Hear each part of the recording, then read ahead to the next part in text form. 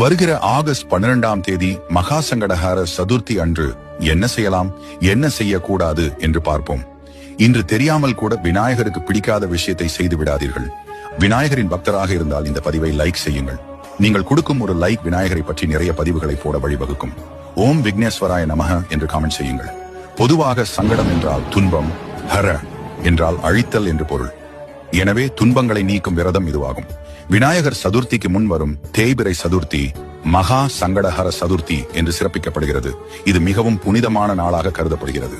வருடம் முழுவதும் சங்கடஹர சதுர்த்தி விரதம் இருக்க முடியாதவர்கள் இந்த மகா சங்கடஹர சதுர்த்தி அன்று விரதம் இருந்தால் ஓராண்டு முழுவதும் விரதம் இருந்த பலன் கிடைக்கும்.